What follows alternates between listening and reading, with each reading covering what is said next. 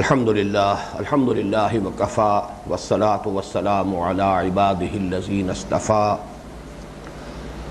خصوصاً علی افضلہم وخاتم النبیین محمد الامین وعلی آلہ وصحبہ اجمعین اما بعد فقد قال اللہ تبارک وتعالی کما ورد فی آخر سورة التغابن اعوذ باللہ من الشیطان الرجیم بسم اللہ الرحمن الرحیم فاتقوا اللہ ما استطعتم واسمعوا واطیعوا وانفقوا خیرا لانفسکم ومن یوق شح نفسہ فاولئک هم المفلحون ان تقرضوا اللہ قرضا حسنا یضاعفہ لکم ویغفر لکم واللہ شکور حلیم عالم الغیب والشہادۃ العزیز الحکیم صدق اللہ العظیم رب اشرح لی صدری ویسر لی امری واحلل عقدۃ من لسانی یفقہوا قولی اللہم ربنا الہمنا رشدنا واعذنا من شرور انفسنا اللہم ارنا الحق حقا وارزقنا اتباعه وارنا الباطل باطلا وارزقنا اجتنابه اللہم وفقنا لما تحب وترضى اللہم نور قلوبنا بالایمان واشرح صدورنا للاسلام ووفقنا لما تحب وترضى وتقبل منا فإنك خير المتقبلين آمین یا ارحم الراحمین۔ اگرچہ گزشتہ نشست میں سورہ تغابن کی آیت نمبر 16 پر گفتگو کا آغاز ہو چکا ہے، لیکن حقیقت کے اعتبار سے سورہ تغابن کا یہ چوتھا اور آخری حصہ اب زیر درس آ رہا ہے۔ ایک بات یہ نوٹ کر لیجئے کہ جس طرح پہلے حصے میں پہلے رکوع کی 10 آیات میں سے 7 آیات میں ایمانیات ثلاثہ کا بیان تھا، پھر 3 آیات میں زوردار دعوت ایمان تھی، لیکن نسبت و تناسب میں فرق تھا۔ 4 آیات توحید یا ایمان باللہ پر تھیں، 2 آیات میں ایمان بالرسالت، اور 1 آیت تھی صرف ایمان بالآخرہ کے بارے میں۔ دعوت ایمان میں آ کر 5 آیت رہ گئی ہے ایمان باللہ اور ایمان بالرسالت پر، اور 2.25 آیات میں پوری تفصیل ہوئی ہے ایمان بالآخرہ کی۔ واللہ بما تعملون خبیر یوم یجمعکم لیوم الجمع ذالک یوم التغابن ومن یؤمن باللہ ویعمل صالحا یکفر عنہ سیئاتہ ویدخلہ جنات تجری من تحتہا الانہار خالدین فیہا ابدا ذالک الفوز العظیم والذین کفروا وکذبوا بآیاتنا اولئک اصحاب النار خالدین فیہا وبئس المصیر۔ اتنی تفصیل، اتنا زور ایمان بالآخرہ پر۔ اسی طرح دوسرے حصے میں ثمرات ایمانی کا بیان آیا ہے 5 آیات میں، جن میں سے 4 آیات کا تعلق، جیسے کہ میں اس سے قبل عرض کر چکا ہوں، فکر و نظر کی تبدیلی سے ہے۔ صرف 1 آیت کا تعلق ہے عمل سے، وَأَطِيعُوا اللَّهَ وَأَطِيعُوا الرَّسُولَ فَإِن تَوَلَّيْتُمْ فَإِنَّمَا عَلَىٰ رَسُولِنَا الْبَلَاغُ الْمُبِينُ۔ لیکن جب دعوت عمل آئی ہے تو سارا زور جو ہے وہ عمل پر ہے۔ صرف 1 لفظ میں فَاتَّقُوا اللَّهَ، ہم یہ کہہ سکتے ہیں کہ ایمان باللہ اور ایمان بالآخرہ ان دونوں کو سمو لیا ہے 1 آیت میں، 1 لفظ میں، اور اس کے بعد اب بحث ہو رہی ہے وَاسْمَعُوا وَأَطِيعُوا وَأَنفِقُوا خَيْرًا لِأَنفُسِكُمْ وَمَن يُوقَ شُحَّ نَفْسِهِ فَأُولَٰئِكَ هُمُ الْمُفْلِحُونَ۔ اب سارا زور جو ہے وہ دعوت عمل اور اس میں بھی خاص طور پر اطاعت پر۔ دوسری بات یہ نوٹ کیجئے کہ کل ایک صاحب نے یہ توجہ دلائی کہ آپ نے جو تفصیلی بحث کی ہے حکم رسول کے ضمن میں، اور جو فرق بیان کیا ہے کہ ایک ہے حکم اور ایک ہے مشورہ اور رائے، اور اس میں فرق و تفاوت ہے۔ 2 انتہاؤں میں امت کے کچھ لوگ جو ہے وہ تقسیم ہو گئے ہیں۔ ایک نے گویا کہ صرف قرآن مجید پر اتفاق کر کے اور سنت سے اور حکم رسول سے بالکل اپنے آپ کو آزاد کر لیا ہے، وہ اہل قرآن کہلاتے ہیں یا منکرین حدیث کہلاتے ہیں۔ ایک وہ ہیں کہ جو ہر حکم یا ہر حدیث کو وہ یہ سمجھتے ہیں گویا کہ وہ برابر ہے، واجب التعمیل ہے، واجب العمل ہے، اس میں فرق نہیں کرتے کہ کہاں پر ایک حکم جو ہے فرض کے درجے میں ہے، کہاں واجب کے درجے میں ہے، کہاں ایک مستحب کے درجے میں ہے، اور یہ کہ کہاں وہ رائے پر مشتمل حکم تھا، کہاں وہ ایک مشورے پر مشتمل حکم تھا۔ تو ان دونوں کے مابین ایک بڑی متوازن جو کیفیت کی ضرورت ہے اور متوازن طرز عمل مطلوب ہے۔ تو انہوں نے یہ فرمایا کہ آپ نے سنت عادت اور سنت رسالت کا فرق بیان نہیں کیا، تو نوٹ کر لیجئے کہ وہ میں نے جان بوجھ کر نہیں کیا، اس لیے کہ یہاں بحث سنت کی نہیں ہے۔ سنت رسول صلی اللہ علیہ وسلم ایک بہت وسیع تر فنومینن کا نام ہے، اس میں حضور کے احکام بھی ہیں، حضور کے اعمال بھی ہیں، جو عمل بھی آپ کرتے تھے خواہ آپ نے اس کا حکم دیا یا نہیں دیا وہ بھی سنت میں شامل ہے۔ اسی طریقے سے جو کوئی کام بھی حضور کے سامنے ہوا لیکن آپ نے اس پر روکا نہیں وہ بھی سنت میں شامل ہے۔ تو گویا کہ جیسے حدیث کی تعریف ہے حضور کا قول یا حضور کا عمل یا فعل یا حضور کی تقریر، یہ سب حدیث ہے، تو گویا کہ سنت میں یہ تمام چیزیں شامل ہو جائیں گی، اور وہاں پھر فرق کیا جائے گا سنت عادت اور سنت رسالت میں۔ یہاں گفتگو حکم کے بارے میں ہے، اور حکم ظاہر بات ہے کہ قولی ہوگا، حکم تو زبان سے دیا جائے گا۔ گویا کہ اس اعتبار سے ہم صرف سنت کے ایک پہلو سے گفتگو کر رہے ہیں، اور اس میں بھی فرق و تفاوت کی ضرورت ہے کہ کہاں وہ حکم کے درجے میں ہے، کہاں حضور کا وہ قول جو ہے وہ مشورے یا صرف ایک رائے جو ہے اپنی ذاتی اجتہادی رائے کے حکم۔ اس میں مزید یہ نوٹ کر لیجئے کہ جب حکم کی بات آتی ہے تو لفظ اطاعت آئے گا، حکم کی اطاعت کی جاتی ہے۔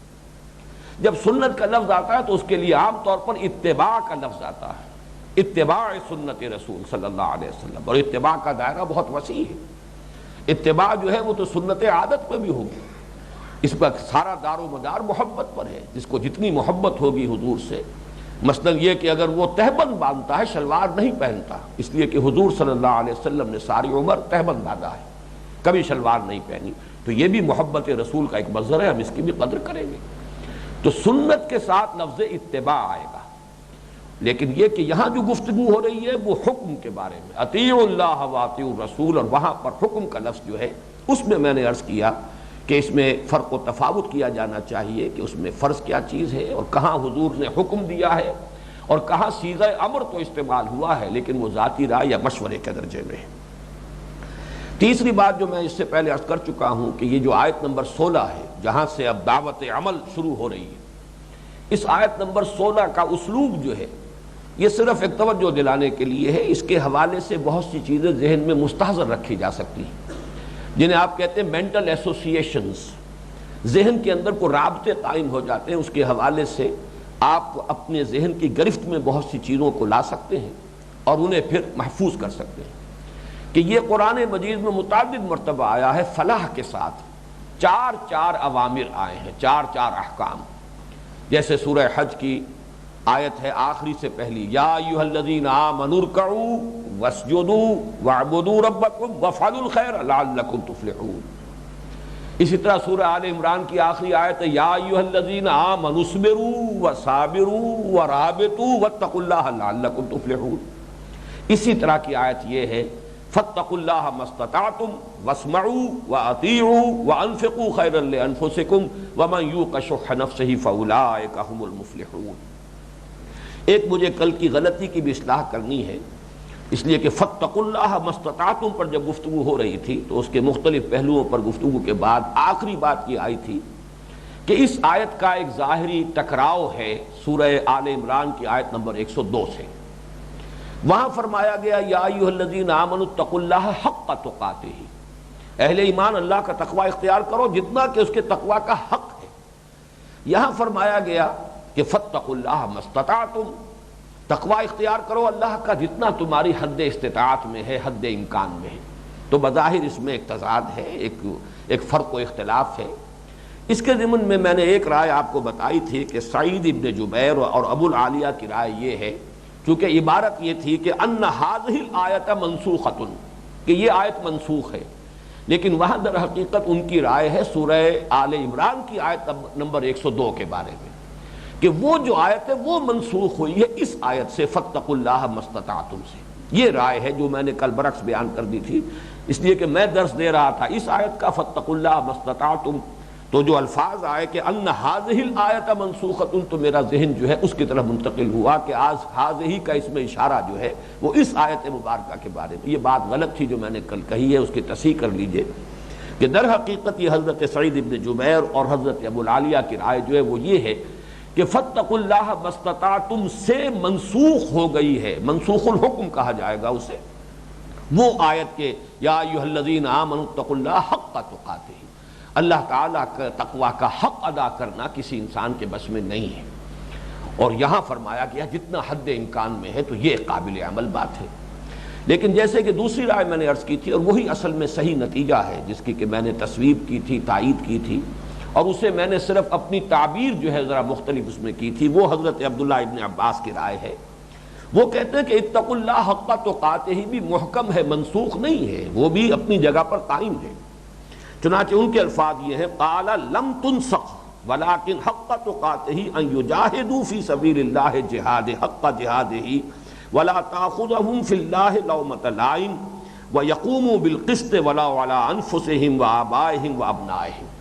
تو حضرت عبداللہ ابن عباس رضی اللہ تعالی عنہما فرما رہے ہیں کہ وہ آیت بھی اپنی جگہ پر قائم ہے، یہ آیت بھی اپنی جگہ پر قائم ہے، اور اتقوا اللہ حق تقاتہ سے مراد یہ ہے کہ اللہ کی راہ میں جہاد کرو جتنا کہ اس کے لیے جہاد کا حق ہے، اور یہ کہ اس جہاد میں کسی ملامت کرنے والے کی ملامت آڑے نہ آنے پائے، تمہارے قدموں کو کمزور نہ کرنے پائے، اور یہ کہ عدل و انصاف کو قائم کرو، خواہ وہ تمہارے اپنے خلاف جا رہا ہو یا تمہارے آباء و اجداد کے یا بیٹوں کے خلاف جا رہا ہو۔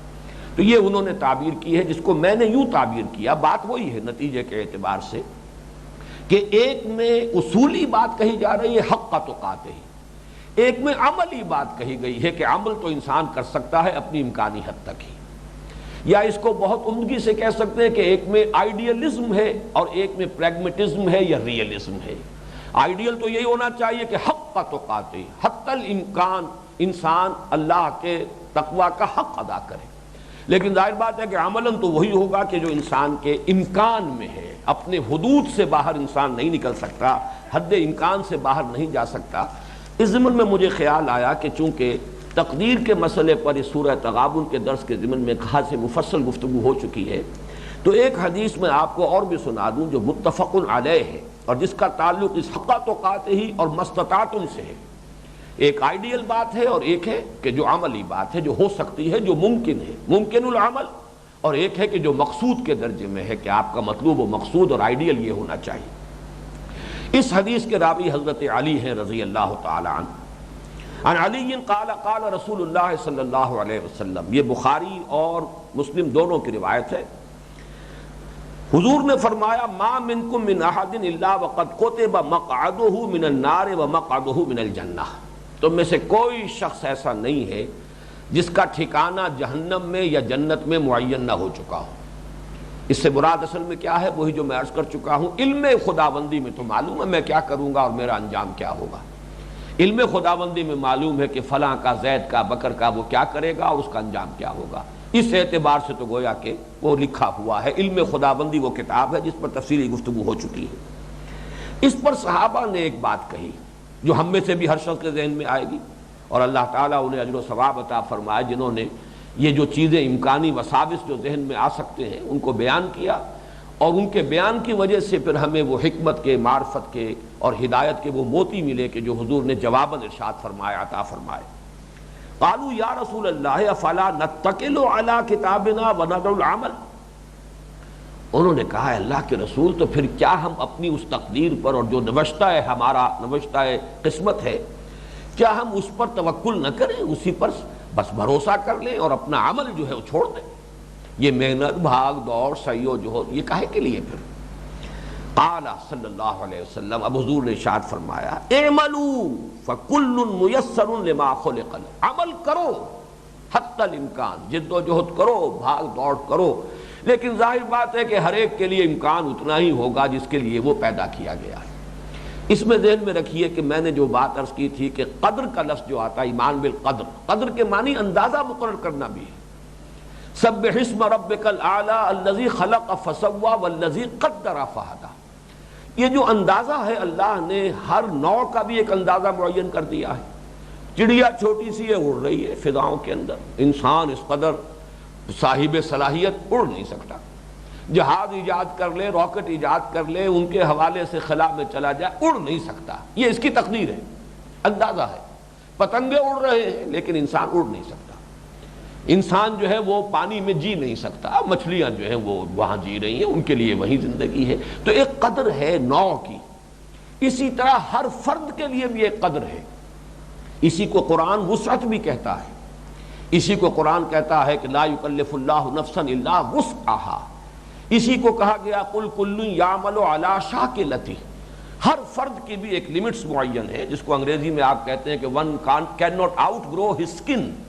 انسان اپنی کھال سے باہر تو نہیں آ سکتا، چاہے کتنا موٹا ہو جائے، فربا ہو جائے، وہ بہرحال کھال کے اندر رہے گا، کھال سے باہر نہیں نکلے گا. اسی طریقے سے انسان کی کچھ لمٹس ہیں، ان سے آگے وہ نہیں جا سکتا. لیکن ظاہر بات ہے کہ جو آخری لمٹ اس کی ہے وہ محنت کرے گا تو وہاں تک پہنچے گا. اگر محنت تر کر دے گا تو اس سے بھی نیچے رہ جائے گا، اس سے بھی کم تر رہ جائے گا. اور اللہ کے ہاں محاسبہ جو ہوگا وہ اس کی وسعت کے اعتبار سے. ہم نے تمہیں اتنی کیپیبلٹی عطا کی تھی، ہم نے تمہارے اندر اتنی پوٹینشیلٹیز رکھی تھی، گیون ہماری طرف سے تمہارے پاس اتنا کچھ امکان تھا، اس کو تم بروئے کار نہیں لائے، ناکام ہو گئے. لیکن یہ شخص اگر اپنی محنت سے، جد و جہد سے، اعملوا، عمل کرو، محنت کرو، بھاگ دوڑ کرو، جد و جہد کرو، اس میں کوئی کمی نہ آنے دو. فَكُلٌّ مُيَسَّرٌ لِمَا خُلِقَ لَهُ. البتہ یہ کہ جو بھی اللہ تعالیٰ نے کسی کے لیے اندازہ مقرر کر دیا ہے وہ وہی تک پہنچ سکتا ہے جس کا جو اس سے آگے وہ نہیں نکل پائے گا. تو اس سے اندازہ ہوا کہ ایک طرف نوشتہ تقدیر وہ بھی حق ہے، ایمان بالقدر یہ ہماری ایمانیات کے اندر لازمی ایک جز کی حیثیت سے شامل ہے. لیکن دوسری طرف یہ ہے کہ عمل میں کوئی کوتاہی، کوئی کمی، کوئی اضمحلال جو ہے، کوئی ڈھیل پیدا نہیں ہونی چاہیے، ورنہ یہ کہ اللہ تعالیٰ کے ہاں گرفت ہو جائے گی. اب آگے چلیے اس آیت مبارکہ کے ضمن میں فَاتَّقُوا اللَّهَ مَا اسْتَطَعْتُمْ وَاسْمَعُوا وَأَطِيعُوا وَأَنفِقُوا خَيْرًا لِأَنفُسِكُمْ. بس اللہ کا تقوی اختیار کرو اپنی امکان بھر، مقدور بھر. وَاسْمَعُوا وَأَطِيعُوا، اور سنو اور اطاعت کرو. وَأَنفِقُوا خَيْرًا لِأَنفُسِكُمْ، اور خرچ کرو اپنے بھلے کے لیے، خرچ کرو اپنے بھلے کے لیے، کھپاؤ، لگاؤ، صرف کرو اپنے بھلے کے لیے. اب یہاں نوٹ کیجئے وَاسْمَعُوا وَأَطِيعُوا، سنو اور اطاعت کرو. تو اگرچہ پوری ایک آیت آ چکی ہے وَأَطِيعُوا اللَّهَ وَأَطِيعُوا الرَّسُولَ وَأُولِي الْأَمْرِ مِنكُمْ وَأَطِيعُوا اللَّهَ وَأَطِيعُوا الرَّسُولَ فَإِن تَوَلَّيْتُمْ فَإِنَّمَا عَلَىٰ رَسُولِنَا الْبَلَاغُ الْمُبِينُ. لیکن جیسا کہ میں نے عرض کیا اب سارا زور اس پر ہے، اطاعت پر. اطاعت کے بارے میں تفصیلی گفتگو ہم کر چکے ہیں اس آیت مبارکہ کے حوالے سے، میں اب اس کو دہراؤں گا نہیں. البتہ یہاں جو یہ وَاسْمَعُوا وَأَطِيعُوا کے الفاظ آئے ہیں، میں یہ چاہتا ہوں کہ اس کے حوالے سے بھی 4 باتیں گن کر نوٹ کر لیں، یاد کرنے کی کوشش کریں. نمبر 1 یہ کہ یہ قرآن مجید کی ایک اصطلاح ہے، سنو اور اطاعت کرو.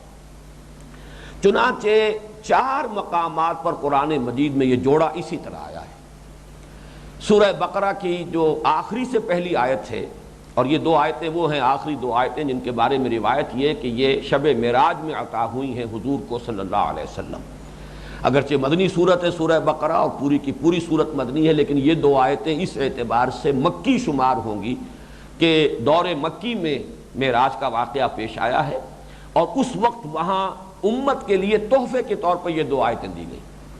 ان میں سے پہلی آیت آمن الرسول بما انزل الیہ من ربہ والمؤمنون کل آمن باللہ وملائکتہ وکتبہ ورسلہ لا نفرق بین احد من رسلہ وقالوا سمعنا واطعنا غفرانک ربنا والیک المصیر. یہ نوٹ کیجئے، یہ قرآن مجید کی ایک اصطلاح ہے. اور سورہ بقرہ جو ہے وہ چونکہ شریعت کا نقطہ آغاز ہے، اور شریعت اسلامی کا نقطہ تکمیل جو ہے، نقطہ عروج، وہ سورہ مائدہ ہے. سورہ مائدہ کی آیت نمبر 7 میں، یہ تو سورہ بقرہ کی آیت نمبر 285 تھی، سورہ مائدہ کے اندر 7 میں آیا وَاذْكُرُوا نِعْمَةَ اللَّهِ عَلَيْكُمْ وَمِيثَاقَهُ الَّذِي وَاثَقَكُمْ بِهِ إِذْ قُلْتُمْ سَمِعْنَا وَأَطَعْنَا. یاد رکھنا اب تم اللہ تعالیٰ کی اس نعمت کو جو شریعت کے حوالے سے تم پر مکمل ہوئی ہے. وَاذْكُرُوا نِعْمَةَ اللَّهِ عَلَيْكُمْ. وَمِيثَاقَهُ الَّذِي وَاثَقَكُم بِهِ، اور اس عہد اور قول و قرار کو یاد رکھنا جس میں کہ اللہ نے تمہیں باندھ لیا ہے، جکڑ لیا ہے. اِذْ قُلْتُمْ سَمِعْنَا وَأَطَعْنَا، جبکہ تم نے کہا سمعنا وَأَطَعْنَا، ہم نے سنا اور ہم نے مانا. اسی طرح سورہ نور کی آیت نمبر 51 اور سورہ نساء کی آیت نمبر 46، ان دو مقامات پر بھی یہ سمعنا وَأَطَعْنَا کے الفاظ ایک جوڑے کی شکل میں آئے. ذرا میں اس کا جو منفی پہلو ہے وہ بھی بیان کر دوں کہ ایک تو وہ روش تھی کفار کی کہ سننے ہی سے انکاری تھے. وَقَالَ الَّذِينَ كَفَرُوا لَا تَسْمَعُوا لِهَذَا الْقُرْآنِ وَالْغَوْا فِيهِ لَعَلَّكُمْ تُفْلِحُونَ، انہوں نے کہا اس قرآن کو مت سنو بلکہ الغاء کرو، اس میں اس کے اندر ہوٹنگ کرو، شور مچاؤ. جب محمد سنا رہے ہو قرآن صلی اللہ علیہ وسلم فداء آباؤنا و امہاتنا، تو تم شور مچاؤ اور ہنسی ٹھٹا کرو تاکہ لوگ بھی نہ سننے پائیں. تو یہاں تو سماع ہی کی نفی ہو گئی. اور ایک وہ بیماری ہے کہ 2 مرتبہ قرآن میں آیا ہے کہ یہود کا طرز عمل کیا تھا، سمعنا وعصینا، ہم نے سنا اور ہم نے نافرمانی کی. یہ سورہ بقرہ کی آیت نمبر 93 میں بھی ہے، اور سورہ نساء کی آیت نمبر 46 میں جو آیا ہے وہاں پہلے یہی ہے کہ ان لوگوں کا یہود کا طرز عمل یہ ہے کہ یہ کہتے ہیں سمعنا وعصینا، حالانکہ کہنا انہیں چاہیے تھا سمعنا واطعنا. تو سمعنا واطعنا واسمعوا واطیعوا یہ در حقیقت قرآن مجید کی ایک اصطلاح ہے.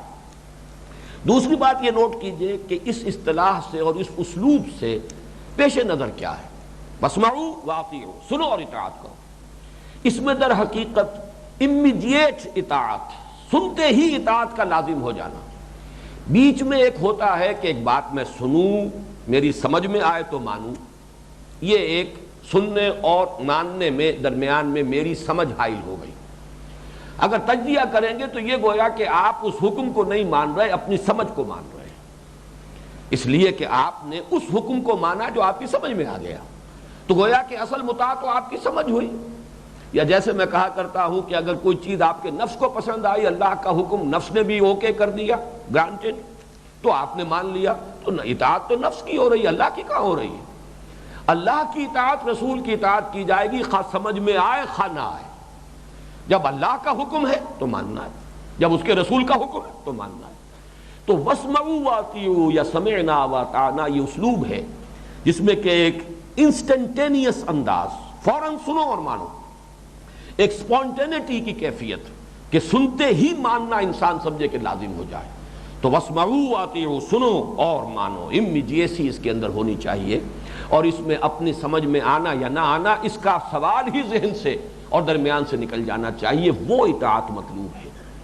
یہی در حقیقت وہ جو ایک charge of the light brigade ایک نظم تھی، یہ بھی میٹرک کے زمانے میں ہم نے پڑھی تھی، اس میں جو نقشہ کھینچا گیا ہے کہ حکم دیا گیا ایک رسالے کو، کیولری، کہ چارج کرو، حملہ کرو.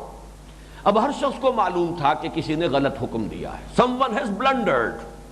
Cannon to right of them, cannon to left of them, cannon in front of them, cannon behind them. توپیں لگی ہوئی ہیں دائیں طرف بھی، بائیں طرف بھی، سامنے بھی، پیچھے بھی. اور اس حالت میں وہ روڈ دی 600 سواروں کو حکم دیا جا رہا کہ حملہ کرو. تو someone had blundered. لیکن there's not to reason why, there's but to do and die. ان کا کام یہ نہیں ہے کہ وہ ریزننگ کریں اور سوال کریں اور یہ پوچھے کہ صاحب اس کی حکمت کیا ہے، یہ تو حکم غلط ہو گیا ہے. آرمی ڈسپلن اس کا نام ہے. there's but to do and die. ان کا تو طرز عمل یہ ہونا چاہیے کہ جو حکم دیا گیا اس کی تعمیل کرو، اور موت آتی ہے تو آتی. یہ ہے در حقیقت انداز کے جو واسمعوا واطیعوا میں ہے. واسمعوا واطیعوا. تیسری چیز نوٹ کیجئے اس آیت مبارکہ، اور یہ جو ایک کمبینیشن ہے سمع و طاعت کی، اس میں سمع مقدم ہے طاعت پر. ویسے تو یہ کہ فزیکل فینومینن بھی یہی ہے، آپ کوئی حکم سنیں گے تو آخر اس کی اطاعت کریں گے. لیکن اس واسمعوا کو کیوں نمایاں کیا گیا؟ اس لیے کہ در حقیقت یہ پوری جد و جہد جو ہوگی، جو بھی کام کیا جائے گا اجتماعی شکل میں، جماعتی صورت میں، اگر آپ اس جماعتی نظم سے وابستہ نہیں ہیں تو سماع ہی نہیں ہوگا.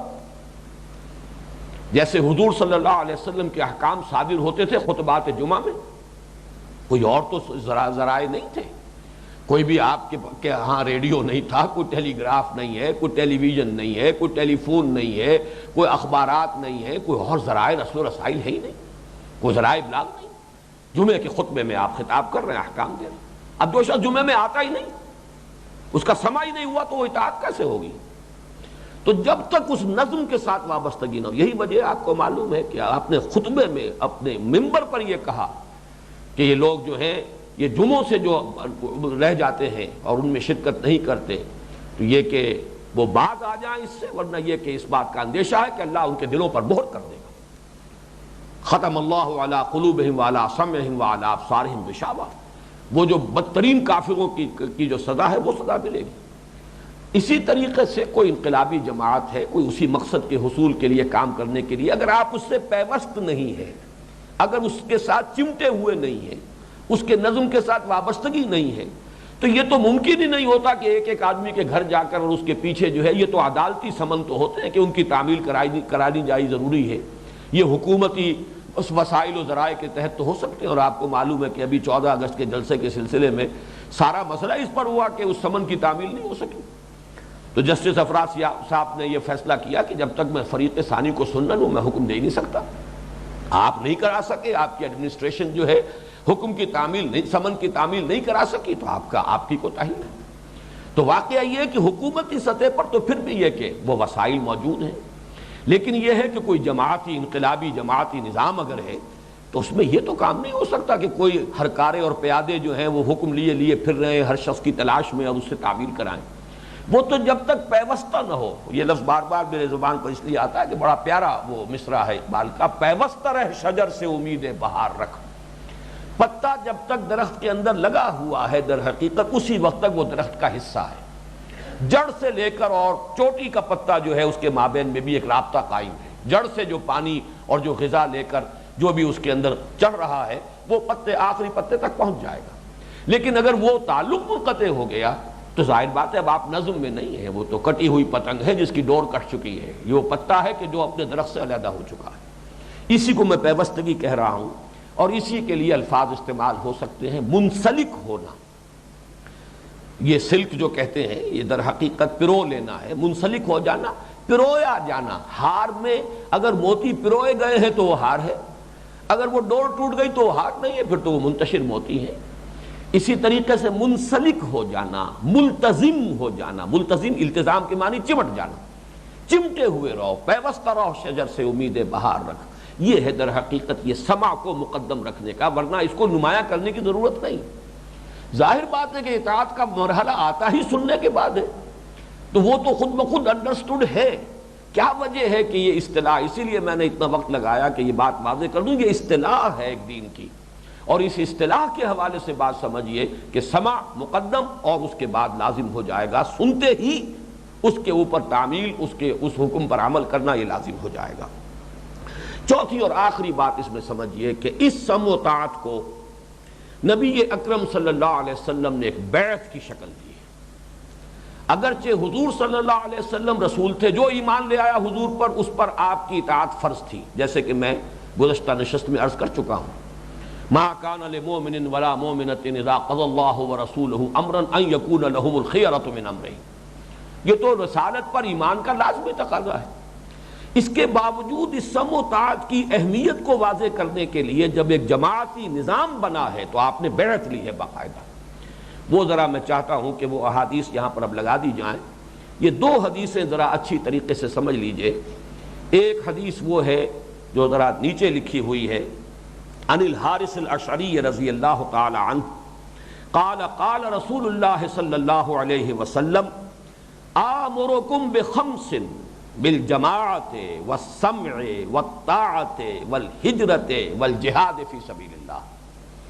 یہ مشکات المصابیح میں، جو یوں سمجھئے کہ علم حدیث کا وہ پرائمر ہے، یہ کتاب ابتدائی کتاب یہی ہے کہ جو تمام دارالعلوموں میں پڑھائی جاتی ہے، اس میں مسند احمد اور جامع ترمذی کے حوالے سے روایت موجود ہے۔ حضرت حارث اشعری فرماتے ہیں رضی اللہ تعالی عنہ کہ حضور نے ارشاد فرمایا، مسلمانوں میں تمہیں 5 باتوں کا حکم دے رہا ہوں، اب ذرا نوٹ کر لیجئے۔ اطاعت پر گفتگو ہو چکی ہے، اطاعت اگر نہیں ہے رسول کی تو ایمان نہیں ہے۔ کل امتی یدخلون الجنۃ الا من ابا قیل ومن ابا قال من اطاعنی دخل الجنہ ومن عصانی فقد ابا۔ یہاں حکم کا لفظ حضور خود استعمال کر رہے ہیں۔ آمرکم بخمس، میں تمہیں حکم دے رہا ہوں 5 باتوں کا۔ سب سے پہلی بات جماعت، جماعتی شکل میں رہو۔ جماعتی شکل دو ہی صورتیں ہو سکتی ہیں، یا اسلامی نظام قائم ہے، نظام حکومت، وہ ایک اجتماعی شکل ہے، خلیفۃ المسلمین ہے، ان کے ساتھ وہی تعلق سم و طاعت کا ہوگا، یا پھر اگر نہیں ہے تو اس کو قائم کرنے کے لیے ایک جماعتی نظام ہوگا جد و جہد کے لیے، اس کے امیر کے ساتھ وہی تعلق سم و طاعت ہوگا۔ تو پہلی شے لازم ہے جماعت، نمبر دو سمع، سنو، نمبر تین وطاع، اور اطاعت کرو، یہ وہ سم و طاعت آ رہی ہے۔ والہجرت والجہاد فی سبیل اللہ، اور چوتھی اور پانچویں چیزیں ہیں وہ جہاد اور ہجرت۔ ہجرت کیا ہے؟ ہر اس چیز کو چھوڑ دینا جو اللہ کو پسند نہیں۔ پوچھا گیا ای الہجرت افضل یا رسول اللہ، اے اللہ کے رسول یہ فرمائیے سب سے افضل ہجرت کون سی ہے؟ فرمایا ان تہجر ما کرہ ربک، ہر اس چیز کو چھوڑ دو جو تمہارے رب کو پسند نہیں، یہ ہے ہجرت۔ اور نیت یہ رہے کہ انسان اپنا گھر بار اہل و عیال سب کو چھوڑنے کے لیے تیار ہو جائے دین کے لیے، اگر اللہ کے دین کا تقاضا ہو، نیت یہ رہے۔ لیکن یہ کہ پہلا قدم یہ نہیں ہے، پہلا قدم تو یہ ہے جو اللہ کو چیز پسند نہیں ہے، جس کے اللہ نے حرام قرار دیا، اس سے ترک تعلق کرو، چھوڑ دو۔ وَنَخْلَعُ وَنَتْرُكُ مَن يَفْجُرُكُ، علائق دنیاوی میں بھی آپ کی یہ قینچی چل جانی چاہیے کہ فساق اور فجار کے ساتھ آپ کی دوستی نہ ہو، آپ کی محبت قلبی کا تعلق جو ہے منقطع ہو جائے، یہ ہجرت ہے۔ والجہاد فی سبیل اللہ، اللہ کی راہ میں جہاد ہے، اس کے لیے یہ مثبت پہلو ہے، اس کا جد و جہد ہے، محنت ہے، ایثار ہے، قربانی ہے، انفاق ہے، قتال ہے، نقد جان ہتھیلی پر رکھ کر میدان میں آنا ہے، اور نیت میں یہ چیز شامل رہنی چاہیے کہ وہ وقت آئے کہ میں نقد جان اللہ کی اس کے لیے، اس دین کے لیے بازی میں لگا دوں اور اپنی جان دے کر سرخرو ہو جاؤں، میری گردن اللہ کی راہ میں کٹ جائے۔ اگر یہ نیت موجود نہیں ہے تو حضور کی ایک حدیث میں آیا ہے کہ اگر کسی مسلمان کی موت ہوئی اس حالت میں کہ اس کا سینہ اس آرزو سے خالی تھا، فقد مات علی شعبۃ من النفاق، تو وہ ایک قسم کے نفاق پر اس کی موت ہوئی ہے، ایمان پر نہیں ہوئی۔ تو یہ حدیث ذرا یاد کر لیجئے، اور اپنا جو ہمارا تصور دین اس وقت کا ہے اس کو اس حوالے سے ذرا اس کا جائزہ لیجئے۔ ہمارے تصور میں تو یہ چیزیں ہیں ہی نہیں، وہ پانچ چیزیں ہیں، وہ بھی حضور کی حدیث ہے، بنی الاسلام علی خمس، اسلام کی بنیاد پانچ چیزوں پر ہے، شہادت اللہ الہ الا اللہ و اقام الصلاۃ و ایتاء الزکوٰۃ و صوم رمضان و حج البیت من استطاع الیہ سبیلا، یہ پانچ ارکان اسلام ہے، کلمہ شہادت، نماز، روزہ، حج، زکوٰۃ، یہ ہر مسلمان کو یاد ہے۔ لیکن یہ پانچ چیزیں بھی وہی محمد الرسول اللہ صلی اللہ علیہ وسلم، اور ایک روایت میں الفاظ ہیں انی آمرکم بخمس اللہ امرنی بہن، اللہ نے مجھے ان کا حکم دیا ہے، یہ میں اپنی طرف سے نہیں دے رہا۔ تو اطیعوا اللہ و اطیعوا الرسول، دونوں کا مجموعی تقاضا یہ ہے کہ تم ان پانچ چیزوں کو لازم سمجھو، بالجماعت والسمع والطاعت والہجرت والجہاد فی سبیل اللہ۔ اب دوسری بات جو میں عرض کر رہا ہوں کہ یہی سم و طاعت جو ہے یہاں نمبر 2 اور نمبر 3 میں جو آئی ہے، اس کے لیے حضور نے ایک بیعت لی صحابہ کرام سے رضوان اللہ تعالی علیہم اجمعین۔ یہ دوسری حدیث ذرا پڑھیے، اس کے ایک ایک لفظ پر غور کیجئے۔ حضرت عبادہ ابن صامت سے یہ روایت ہے، عن عبادہ ابن الصامت رضی اللہ تعالی عنہ قال بایعنا رسول اللہ صلی اللہ علیہ وسلم، فرماتے ہیں کہ ہم نے بیعت کی تھی اللہ کے رسول سے صلی اللہ علیہ وسلم علی السمع والطاعت، یہی در حقیقت وہ جوڑا ہے جس کے حوالے سے یہ ساری گفتگو ہو رہی ہے کہ فاتقوا اللہ ما استطعتم واسمعوا واطیعوا۔ تو یہاں پر فرمایا کہ قال بایعنا رسول اللہ صلی اللہ علیہ وسلم علی السمع والطاعت، ہم نے بیعت کی تھی، باع یبیع کہتے ہیں بیچنے کو، یہ بیع و شرع ہے اللہ کے ساتھ، ان اللہ اشتری من المؤمنین انفسهم واموالهم بان لهم الجنہ، لیکن اللہ سامنے موجود نہیں ہے، رسول کے ہاتھ پر وہ بیع و شرع ہو رہی ہے۔ اور عرب کا اصول یہ تھا کہ کوئی سودا جب مکمل ہو جاتا تھا تو ہینڈ شیک ہوتا تھا، یہ مصافحہ بیعت میں بھی ہے، لیکن وہ بیعت کس کی تھی؟ علی السمع والطاعت۔ اب ذرا نوٹ کیجئے، یہ سمع و طاعت 3 اس میں آئی ہیں کیفیات، فی العسر والیسر، چاہے تنگی ہو چاہے آسانی ہو، یہ نہیں کہ بس آسانی ہی کے اندر اطاعت کریں گے، نہیں، چاہے تنگی ہو، مشکل ہو، ہمارے لیے اپنا گزر مشکل ہوا ہو، لیکن یہ کہ بہرحال رب نبی کا حکم آئے گا مانیں گے۔ والمنشط والمکرہ، چاہے ہماری طبیعت میں آمادگی ہو، نشاط ہو، اور چاہے ہمیں اپنی طبیعتوں کو مجبور کرنا پڑے۔ میں نے اسی لیے جب اطاعت کی بحث کی تھی تو عرض کیا تھا کہ اطاعت میں اصلاً جو ہے وہ طوع اور وہ بطیب خاطر انسان کی اطاعت مطلوب ہے. لیکن یہ کہ جماعتی زندگی کے اندر بسا اوقات ایسا ہوتا ہے کہ someone has blundered، آپ کا یہ خیال ہے کہ میرا امیر غلطی کر رہا ہے، لیکن یہ کہ اگر وہ بعد میں آ جائے گا کہ کہاں جا کر آپ اطاعت سے انکار کر سکتے ہیں، اس کی کچھ لمٹس ہیں، بصورت دیگر آپ کو ماننا ہوگا. اگر وہ معصیت کا حکم نہیں ہے، اللہ اور اس کے رسول کے کسی صریح حکم کے خلاف حکم نہیں ہے، تو آپ کی رائے کے خلاف بھی ہے تو آپ کو ماننا ہوگا. اور ماننا ہوگا، ظاہر بات ہے کہ اپنی رائے کو دبانا ہوگا، اپنے نفس کو گھونٹنا ہوگا، اور کراہت نفس کے ساتھ بھی، لیکن اطاعت لازمی ہوگی. علی السمع والطاعۃ فی العسر والیسر والمنشۃ والمکرہ وعلی اثرۃ علینا، اور چاہے ہم پر دوسروں کو ترجیح دی جائے. جماعتی نظام میں یہ لازماً مرحلہ آ جاتا ہے، کسی شخص کے دل میں خیال ہو سکتا ہے، اور یہ وسوسہ بھی ہو سکتا ہے، کسی کی رائے بھی ہو سکتی ہے کہ میں اس منصب کا زیادہ اہل ہوں، میرے اندر اس کی صلاحیت زیادہ ہے، یا یہ کہ میری سٹینڈنگ بہت ہے، میں بہت عرصے سے جماعت کے اندر ہوں، لیکن یہ نووارد ایک شخص تھا، اسے امیر بنا دیا گیا. یہ معاملات ہوئے ہیں. جب حضرت زید ابن حارثہ رضی اللہ تعالی عنہ کو حضور نے غزوہ موطا کے موقع پر امیر بنایا، اعتراضات کیے گئے. جعفر طیار جیسے لوگ ان کی کمان میں دیے جا رہے ہیں، اتنے جلیل القدر صحابی، حضور کے چچا زاد بھائی، حضرت علی کے بڑے بھائی، اور ایک آزاد کردہ غلام جو ہے، آزاد شدہ غلام زید ابن حارثہ امیر بنایا جا رہا ہے. پھر ان کے بیٹے کو بنایا ہے آپ نے اپنے مرض وفات میں امیر، حضرت اسامہ ابن زید کو رضی اللہ تعالی عنہما. اس پر بھی اعتراضات ہوئے، اور حضور کے یہ الفاظ ہیں مرض وفات کے اندر، بڑے آپ نے غصے میں کہے ہیں کہ آج اگر تم اسامہ کی عمارت کے اوپر اعتراض کر رہے ہو تو اس کے باپ کی عمارت پر بھی تم نے اعتراض کیا تھا. انسانی معاملات میں یہ ساری چیزیں ہوتی ہیں، پیچیدگیاں ہوتی ہیں.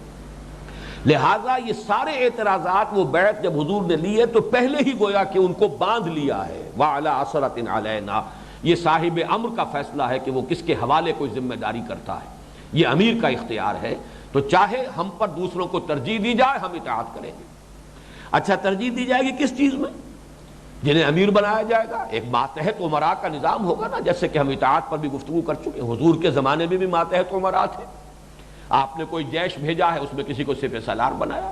کوئی دستہ ہے، ایک ہی لشکر کے اندر میمنہ پر کوئی ہے، میسرہ پر کوئی ہے، قلب پر کوئی ہے، ہراول دستے میں کوئی ہے، وہاں درے کے اوپر 50 جو تیر انداز مقرر کیے گئے ان پر امیر کوئی اور ہے. تو یہ تو ماتحت عمارتیں تو ہوتی ہیں. وہاں فرمایا وَعَلَىٰ لَا نُنَازِعَ الْأَمْرَ أَهْلَهُ، یہ بھی بیعت کرو کہ جو صاحب امر ہوں گے، یہ ماتحت عمراء، ان سے جھگڑیں گے نہیں امر کے معاملے میں، جو وہ حکم دیں گے وہ بھی مانیں گے. اگرچہ معصیت کا حکم نہیں دے سکتے، یہ کل تفصیل سے ہم دیکھ چکے ہیں کہ یہ جو ماتحت عمراء کا معاملہ چاہے وہ حضور کے زمانے میں تھا، اور حضور کے انتقال کے بعد چاہے کوئی خلیفہ ہو مسلمانوں کا، چاہے کوئی امیر ہو کسی جماعت کا، سب کی اطاعت مشروط ہے. اللہ اور اس کے رسول کے احکام کے دائرے کے اندر اندر ہوگی، باہر نہیں جا سکتے. آپ اللہ اور اس کے رسول کے حکم کے خلاف حکم نہیں دے سکتے. اس میں جو آگے الفاظ آئے ہیں الا ان تروا کفرا بواحا عندکم فیہ من اللہ برہان، تو یہ نوٹ کر لیجئے کہ یہ الفاظ بخاری میں نہیں ہے، صرف مسلم کی روایت میں ہے. یہاں تو نیچے لکھا ہوا ہے، اور یہ آپ کو آج جو حضرات بھی درس کے آخر تک رہ جائیں گے انہیں یہ یعنی اس کی فوٹو سٹیٹ کاپیز مل جائیں گی. تو اس میں تو یہ ہے کہ بخاری و مسلم، لیکن در حقیقت یہ ٹکڑا جو ہے الا ان تروا کفرا بواحا عندکم فیہ من اللہ برہان، یہ صرف مسلم شریف کی روایت میں ہے، بخاری کی روایت میں نہیں ہے. دوسری بات یہ نوٹ کہ یہاں صیغہ بدل گیا.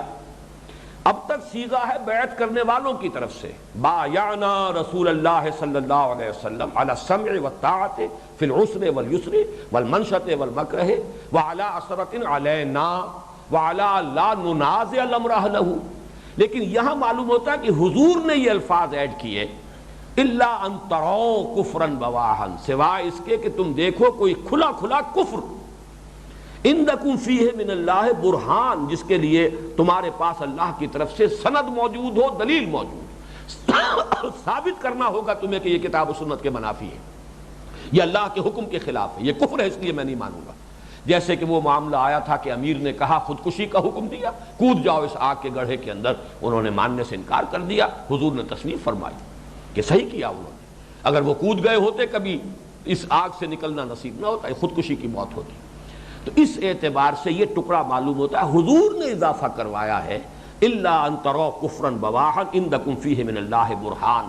آخری بات اس بیعت میں ہے وَعَلَىٰ أَن نَّقُولَ بِالْحَقِّ أَيْنَمَا كُنَّا، ہم حق بات کہیں گے جہاں بھی ہوں گے. حق مشورہ دینا، صحیح رائے دینا، یہ اپنی جگہ پر ہے.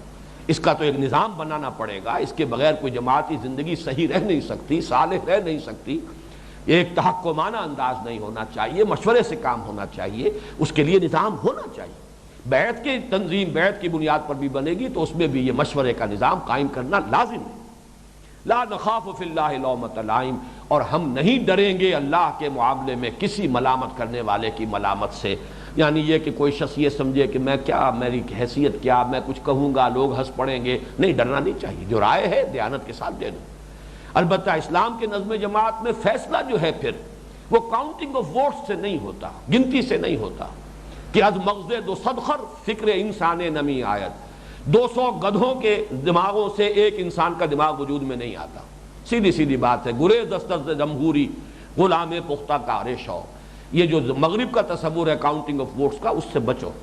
اس فیصلہ پھر ہوگا صاحب امر کا. اگر وہ کتاب و سنت کے منافی ہے تو نہیں مانیں گے. وہ میں تفصیل سے عرض کر چکا ہوں. ریاست کا معاملہ ہے تو عدالت طے کرے گی، عدالت سے رجوع کیجئے. اگر جماعت کا معاملہ ہے تو آپ سمجھتے ہیں اگر یہ کفر صریح کی طرف چل پڑی ہے تو سلام کیجئے، اپنا راستہ لیجئے، قالوا سلاما، نکل جائیے، اس سے علیحدہ ہو جائیے. البتہ یہ کہ اسی پر علیحدگی ہوئی ہے یہ آپ کا ضمیر آپ کو بتا دے گا، یا یہ کہ کسی اور وجہ سے علیحدہ ہو رہے ہیں، کوئی تکبر ہے، کوئی حسد ہے، یا کوئی ضعف ہے ارادے کا، آدمی آگے چل نہیں پا رہا ہے، ایثار اور قربانی جو ہے وہ بھاری پڑ رہی ہے، یہ اس کا ضمیر بتائے گا. بل الانسان علی نفسہ بصیرہ ولو القی معاذیرہ. ہر انسان اپنی حالت کو خوب جانتا ہے، میں کہاں ہوں، اس کا ضمیر اس کو بتا دیتا ہے. یہ ہے بیعت سمع و طاعت. اس کے بارے میں بس دو باتیں اور نوٹ کر لیجئے. یہ بیعت و سمع و طاعت جو ہے حضور نے مکے میں نہیں لی، اگرچہ یہ مکی دور ہی میں ہوئی ہے. سمجھ لیجئے کہ کس مرحلے پہ ہوئی. مکے میں کمیونٹی ابھی چھوٹی تھی، سب مسلمان ایک شہر میں ہے، سب کا راستہ حضور، سب واسطہ جو ہے اور تعلق جو ہے، رابطہ حضور کے ساتھ براہ راست ہے. آپ کا حکم ہر ایک کو براہ راست پہنچ رہا ہے. زیادہ سے زیادہ ہرکارے کی ضرورت ہوتی تھی. ہرکارہ میں اس معنی میں استعمال کر رہا ہوں، برے سینس میں نہیں، پیغام رساں. جیسے کہ آتا ہے کہ حضرت خباب بن الارت رضی اللہ تعالی عنہ، یہ اس پر بلکہ شاید عمار ابن یاسر رضی اللہ تعالی عنہ، ان حضرات کی ڈیوٹی یہ تھی کہ جیسے ہی قرآن مجید نازل ہو، یہ دار ارقم میں حضور کے پاس ہمہ وقت رہتے تھے. یہ ہمہ وقت ملازم تھے. ملازم اس معنی میں، امپلائی کے معنی میں نہیں. ملازم کہتے ہیں چمٹ جانے والا. یہ التزام اور ملتزم ہی سے ہے. ملازمت اسی لیے آپ کہتے ہیں کہ وہ چمٹ گیا گویا آپ کے ساتھ وابستہ ہو گیا ہے ملازم، تو لوم پکڑ لینے والا. یہ ہمہ وقت ملازم تھے حضور کے، وابستہ تھے ہمہ وقت. ادھر صورت نازل ہوئی، ادھر وہ لے کر مختلف جو صحابہ کے گھروں کے اندر جو ایمان لائے تھے مکے میں وہاں پہنچ گئے اور تعلیم دے رہے ہیں. تو کوئی انٹرمیڈیری نظم کی ضرورت نہیں تھی، کوئی درمیانی عمرا نہیں تھے، لہذا بیعت حضور نے نہیں لی. جب مدینے کو لوگ ایمان لے آئے، پہلے سال 11ویں سال میں 6 افراد ایمان لائے، یا 10ویں سال ہی میں، 11ویں میں وہ 12 ہو گئے، اور 13ویں میں یا 12ویں میں یہ ذرا فرق رہتا ہے اس گنتی کے حساب سے. اس میں 72 مسلمان جب آ گئے حضور سے، تب آپ نے یہ بیعت لی ہے، اور ان میں سے 12 کو نقیب مقرر کر دیا. یہ نقیب کا لفظ وہاں سے ہم نے لیا ہے، نقیب.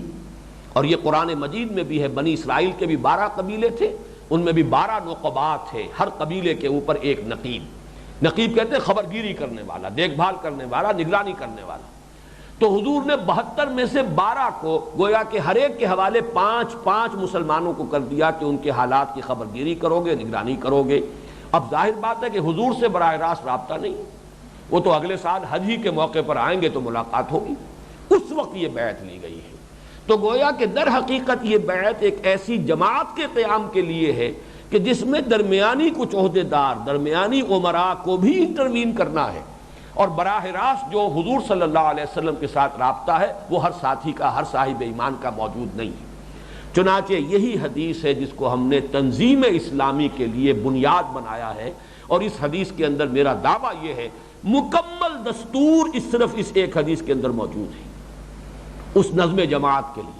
اگرچہ سمجھانے کے لیے اس کا ڈھانچہ بھی ہم نے بنایا ہے، اس کے قواعد و ضوابط بھی ہیں، نظام العمل بھی ہے، لیکن وہ سارا کا سارا در حقیقت اس پر اس کا دار و مدار ہے، اسی سے استنباط اور استدلال ہے. اللہ تعالیٰ اب ہمیں اس کی توفیق عطا فرمائے کہ واسمعوا واطیعوا اور آمرکم بخمس بالجماعت والسمع والطاعت فی العسر والیسر، یہ آپ کو بالجماعت والسمع والطاعت والہجرت والجہاد فی سبیل اللہ، اور پھر اس سم و طاعت کے لیے یہ بیعت سم و طاعت جو بخاری اور مسلم دونوں کے اندر موجود ہیں، ہم ان کو تقاضوں کو پورا کرنے کی کوشش کریں۔ بارک اللہ لی ولکم فی القرآن العظیم ونفعنی وإیاکم بالآیات والذکر الحکیم۔